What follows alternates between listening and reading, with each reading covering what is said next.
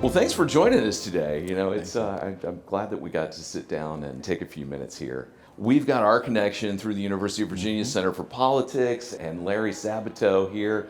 You're the professor of practice at the center. I was a staffer at the center several years ago, a couple of decades at this point.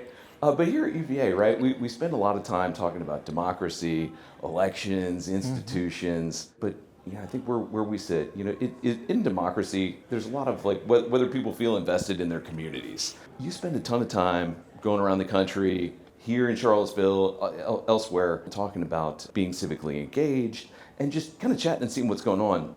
When you kind of look at America today, what really gives you the most hope about the country right now?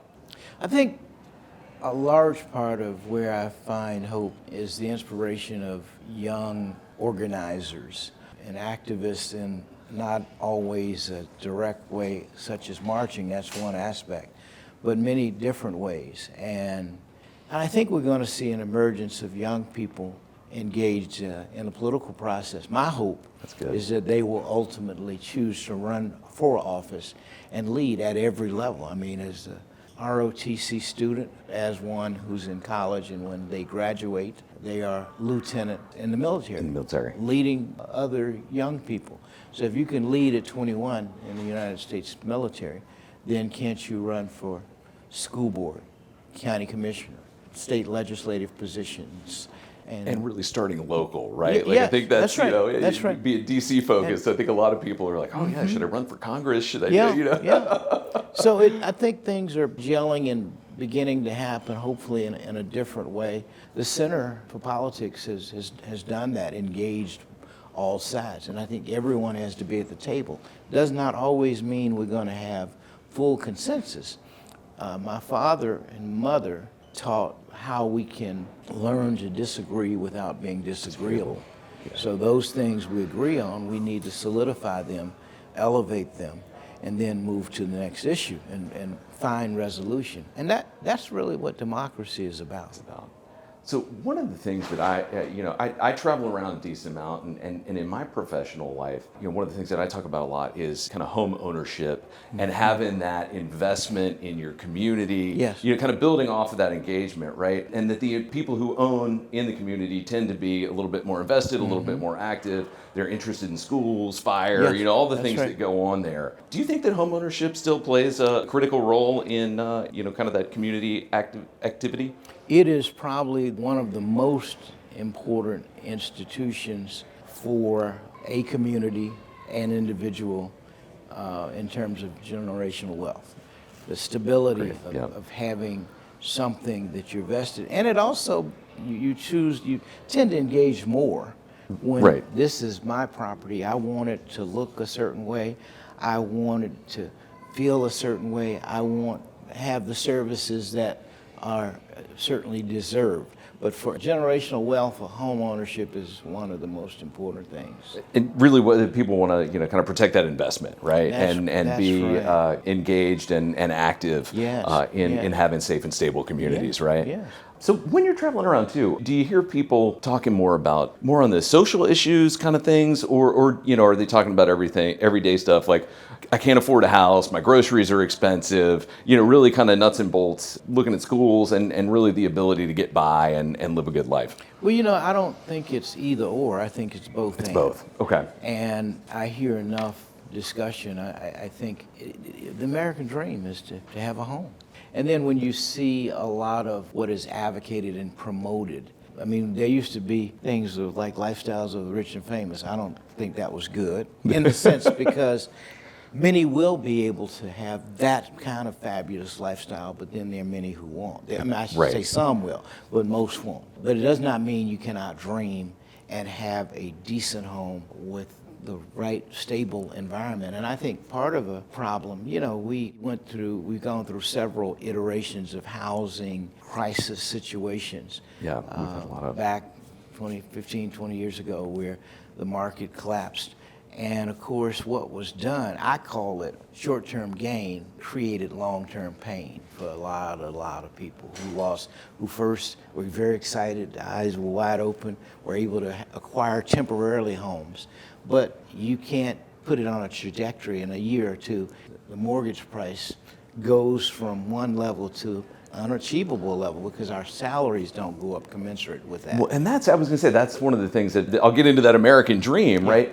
I think that's one of the challenges that we're looking at right now, is especially with our young folks. Yes, yes. See it as I've watched my parents own a home or try to own a home, or, maybe even in, 2006, 2007, great financial crisis, lost their home, right?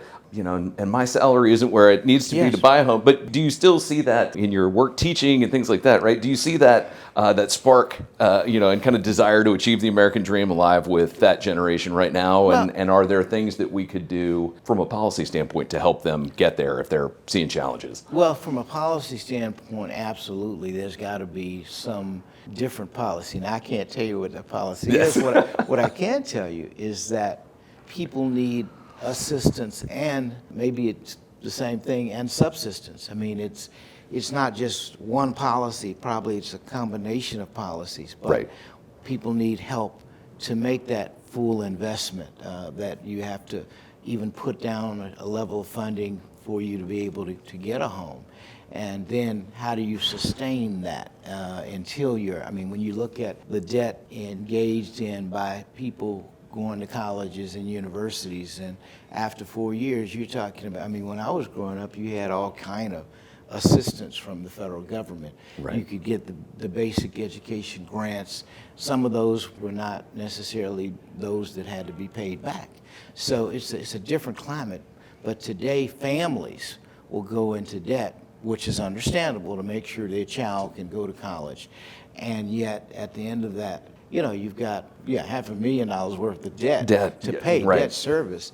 So you start off at a level that is not good at all. So how do we figure out how to change that paradigm a little bit, at least so families can be assisted, and so that when a young person graduates from college or graduate school, they are able to really focus on making this dream become real. And you hit on a really good point there, right? And I think that's when we're talking about generational wealth, is that sustainable home ownership, right?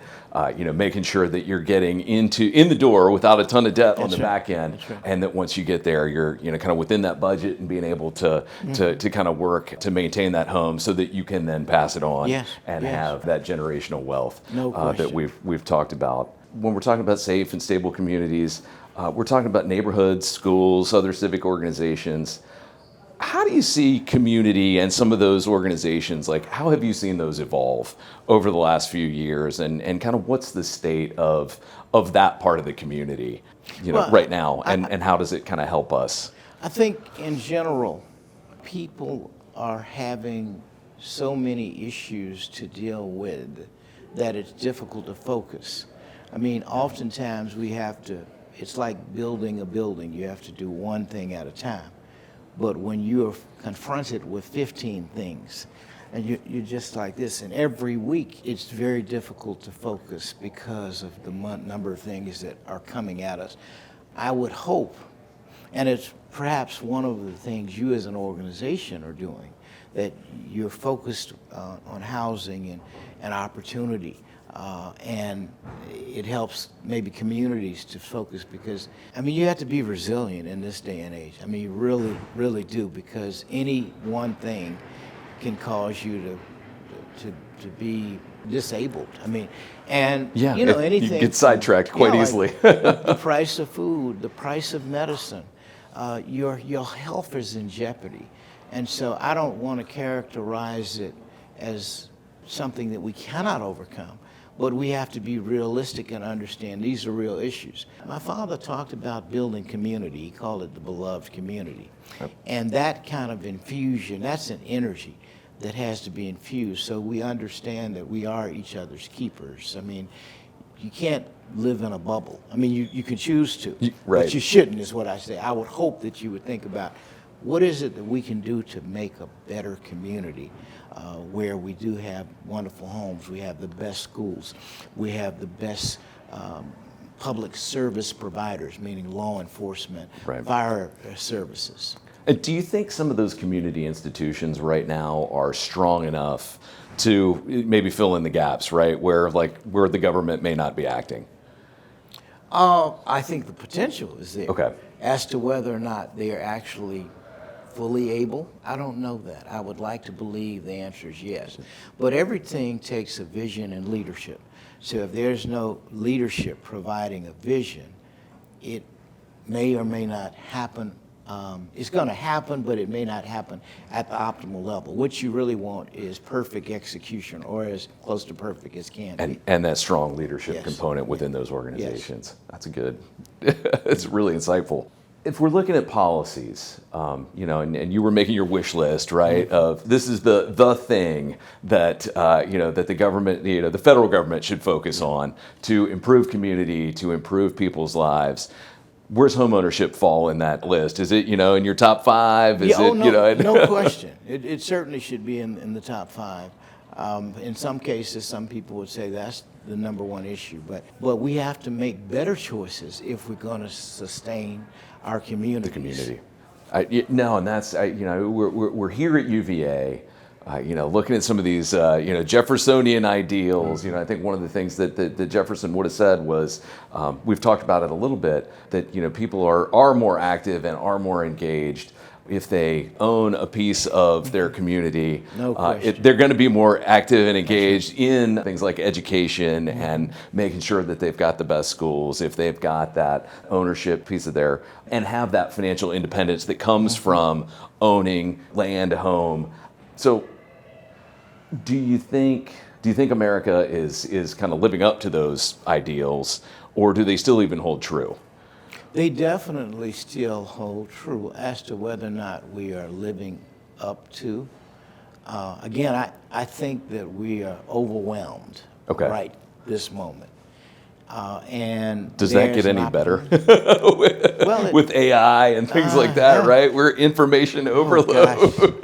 This is a very good question, and that's one of the greatest concerns. One of the concerns I have: what are our kids going to do in a economy that is changing dramatically, where machines are basically replacing humans? I don't have the answer. I'm sure there are things that have been talked about. I don't hear enough about that because I still wonder. Everybody can't be an AI expert. No, I've got 3 kids under 11, and that's so what we're looking at right now. What are they going to do? I do not know. I am certain that we have to navigate. Either you navigate through it or you cease to exist. You know, we got to bring some sense of civility back to the marketplace. Our political system is in decline. It doesn't have to be. It doesn't have to be. It is this moment. And I think that's what we have to continue to promote. It does not have to be in decline. And what is happening does not seem to be not only sustainable, but it's just not working. And I think people consciously or subconsciously know that. As you're, you know, as you've traveled, right, what do you see in the strong communities that you've been? Where do they really excel, right? Like, what is it that, you know, from creating generational wealth and investment in that community, what could we be doing to, you know, kind of advance stronger communities that might translate into better, more civilized politics? So the one factor that works for most is levels of stability.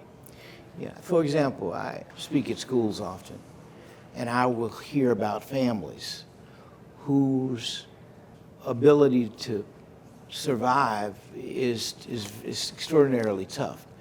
So I'll meet kids who have gone to different schools because every few months they have to move. They don't have a stable home, right? Right. So they're moving because there's a 30 days free rent. So you move to an apartment dwelling, and that sustains that family for that time. But it creates, I mean, if you're having to go to several schools, some people overcome it. In fact, many probably do. But it's a hard dynamic. If you knew every day you're going to be able to be at a home where you had food, I mean, many kids wake up and don't have that one meal that's in school. Right. And that's it, every day. So how do you master education and you're thinking about your hunger pangs? Right. And many of us don't see that. So if you don't see it, you don't necessarily know that it exists, but there are millions. So the government has got to do a better job. It's not just giving somebody food. Right. That's maybe part of it, but it's creating a condition so that sustainability can become real to you and your family. You need that sense of place and that stability, right, to really succeed. So that's one. I talk about education reform. I really believe that that's a part of the solution. By the way, we're working on an initiative called Realize the Dream, and it is 100 million hours of service for my father's 100th birthday, 2029. And that's not a solution, but that's part of a solution. If we have 100 million hours, maybe the goal is 500 million hours. But the more service we engage in, it feels like we're helping to sustain and build community. Yeah. And so I think there are a myriad of things that we must do and incorporate. And, you know, when I think about it, I try to think about it not in an overwhelming, not to let it overwhelm me, but how do we constructively build community? And that's where I hope we put a lot of interest and emphasis on.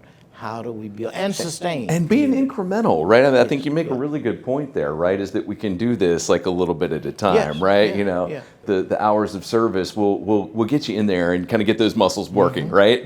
And realize that like, hey, I'm doing a good thing, and this does, you know, you see the difference that it makes. So, that's right. No, I was gonna say, I feel like a lot of what we lose ourselves in on the political side is big solution right now, we got to do the whole thing, rather than, you know, here's a couple of steps that we can take that flex those muscles and get everything working and get us the building blocks that we need to be successful. 25 years from now, what are a couple of things that we could do to be successful? I mean, you've mentioned your community service initiative. I think something like that's great. How do we build these stronger communities quarter century from now? Well, right? I think part of what you're involved in is policy. And what the policy is going to determine, you know, what the outcome can become. But I think, you know, when you're talking about 25 years, we've planned many, many things over the years, and many have turned out very well. Others have not been. But we have to keep going back and rebuilding certain systems. You don't have to start from scratch because we have a lot of knowledge. We need to tune into that knowledge, and we got to do things in a smart way, as opposed to, you know, I mean, you're trying to balance the economics, you're trying to balance so much, and the focus always is economics, whereas I think that's wonderful, but we can't just focus on economics. We have to focus on what works and what helps community, what helps families, what helps cities. We're up for the challenge, I do believe. For example, I happen to be Christian. But also we live in a society that has Muslims, we live in a society that has Jews, we live in a society that has atheists and agnostics, and we have to make all this work by bringing all these components to the table, engaging in dialogue, and deciding what works for all of us, not what works for me just. Even though that's a human nature issue, we're always front and center as well. I'm looking out for my interest. Well, that's good, but there really is a way to look out for the community's interest, the best of the nation. And we have to, some of that maybe has to be taught, and some of it maybe happens automatically. Where I have a lot of faith is in young people. I really do believe there are a lot of things coming out in terms of young potential leaders. I guess to really like finalize it and put that point on it, you know, I think I started off kind of in the, you know, what can we do? But if you were giving advice to a 23-year-old right now, you were talking about, you know, the promise that you see in young people. What is it that 23-year-old today could do to engage in their community and build a stronger community for, the next decade? As I said, I hope that young people are willing to offer themselves for service. For example, ideas that maybe I hadn't thought about or others hadn't thought about, and you bring a new idea. But you do that by offering yourself. We need, God knows, we need so many more to be involved in public service. So whether it's the boards of education to modify our school system, whether it is county commissioners, whether it's city council members, and again, all of the policy is going to change. Now, it may sound overwhelming initially, but it only takes a few good human beings to bring about change. I say that because I know what my father and mother and their teams did to change America for the better. And people, you got to stay engaged. You have to build a strategic plan. Now, that plan may be just for you, but that is going to help you focus, help you think, help you succeed. Well, Professor King, thank you so much. Thank you, and thank you Appreciate for your what you time. do. Yeah, no, it's Yeah. great to be here. So important.